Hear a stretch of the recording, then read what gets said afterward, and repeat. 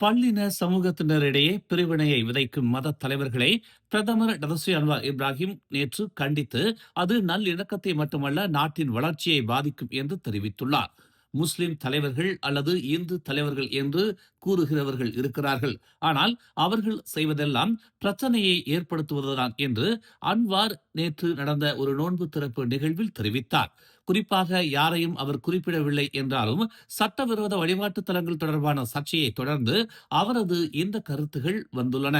இஸ்லாம் என்பது கூட்டமைப்பின் மதம் என்றும், பெரும்பான்மையான மலேசியர்கள் முஸ்லிம்கள் என்றும், மற்ற சமூகங்களின் உரிமைகள் மற்றும் மத சுதந்திரம் கூட்டரசு அரசியலமைப்பின் கீழ் உத்தரவாதம் அளிக்கப்படுவதாகவும் அன்வார் தெரிவித்தார்.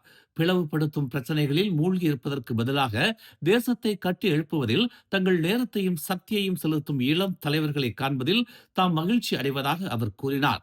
மலேசியா வெற்றியை அடைவதை உறுதி செய்ய நல்ல ஒழுக்கங்களும் நேர்மறையான மதிப்புகளும் இந்த தேசத்தை கட்டியெழுப்ப முடியும் என்ற நம்பிக்கையை நாம் உறுதியாக பற்றிக் கொள்ள வேண்டும் என்று அவர் தெரிவித்தார். இல்லையெனில் ஒவ்வொரு எதிர்மறை பிரச்சனையிலும் நாம் இழுக்கப்படுவோம் என்று அவர் சுட்டிக்காட்டினார்.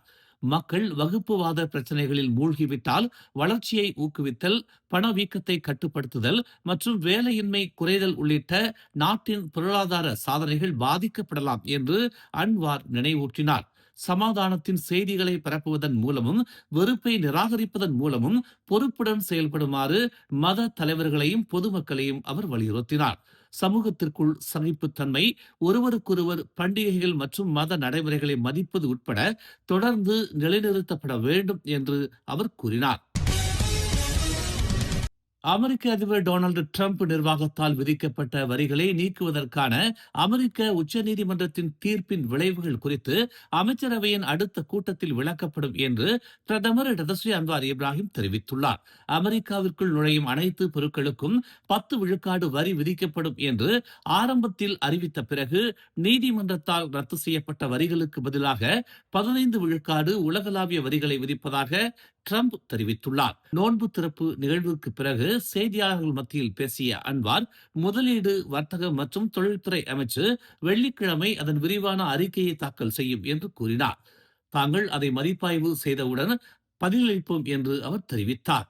நிதி அமைச்சராகவும் இருக்கும் அன்வார், மெட்டி அமெரிக்க நீதிமன்றத்தின் தீர்ப்பை மறுபரிசீலனை செய்து வருவதாகவும், வாஷிங்டன் டிசியில் உள்ள அதன் சகாக்கள் மற்றும் ஆசியானில் உள்ளவர்களுடன் ஒருங்கிணைப்பதாகவும் தெரிவித்தார்.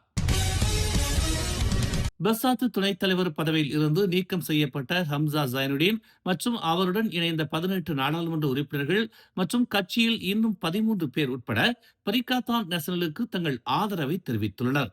பாஸ் கட்சியின் உதவித் தலைவர் அமாட் ஷம்சூரி முக்தார் பரிகாத்தான் நேஷனல் தலைவராக நியமிக்கப்பட்டதற்கு 19 நாடாளுமன்ற உறுப்பினர்கள் வாழ்த்து தெரிவித்தனர். மேலும் எதிர்க்கட்சி கூட்டணியை வழிநடத்த அவருக்கு முழு ஆதரவையும் வழங்குவதாக உறுதியளித்துள்ளனர். பாஸ் கட்சி கூட்டணியை வழிநடத்துவதால் தாங்கள் பரிகாத்தான் நேஷனலுக்கு தொடர்ந்து தங்களது ஆதரவை தெரிவிப்போம் என்று அவர்கள் ஒரு கூட்டு அறிக்கையில் தெரிவித்துள்ளனர். 3 தாய்லாந்து நாட்டு பெண்கள் உட்பட 23 ஆவணமற்ற புலம்பெயர்ந்தோர் மீது நேற்று செஷன்ஸ் நீதிமன்றத்தில் குற்றம் சாட்டப்பட்டது. நீதிமன்றம் புலம்பெயர்ந்தோருக்கு 1000 ரிங்கிட் முதல் 10,000 ரிங்கிட் வரை அபராதம் விதித்தது மற்றும் ஒவ்வொருவருக்கும் 1 முதல் 4 மாதங்கள் வரை சிறை தண்டனை விதித்தது.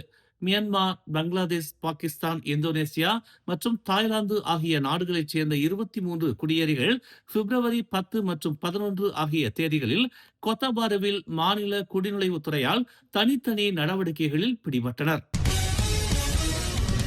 கடந்த வியாழக்கிழமை பகாங்கில் உள்ள ஒரு ராணுவ முகாமில் மயங்கி விழுந்து இறந்த ராணுவ வீரர் இந்திரனின் தாயார் தனது மூத்த மகனின் மரணத்தை இன்னும் சமாளிக்க போராடி வருவதாக தெரிவித்துள்ளார்.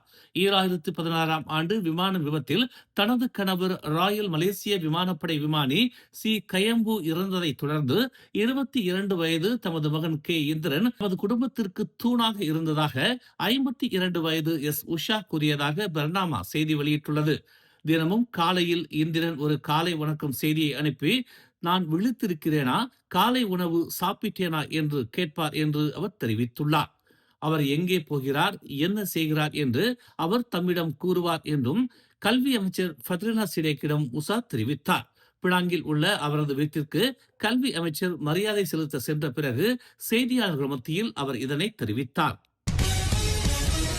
பொந்தியானில் ஆற்றில் மீன்பிடிக்க சென்றபோது நீரில் மூழ்கி இறந்ததாக நம்பப்படும் ஒருவரை தேடும் நடவடிக்கை தேடுதல் மற்றும் மீட்பு குழுவினால் நேற்று மாலை 7 மணிக்கு பாதுகாப்பு காரணங்களுக்காக இடைநிறுத்தப்பட்டது.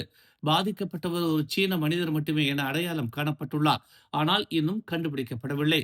மீட்பு பணியாளர்களின் பாதுகாப்பை கருத்தில் கொண்டு இந்நடவடிக்கை தற்காலிகமாக நிறுத்த முடிவு செய்யப்பட்டதாக மாவட்ட காவல்துறை தலைவர் ஹர்ஜாத் ஹுசைன் மியான் ஹுசேன் ஒரு அறிக்கையில் தெரிவித்தார்.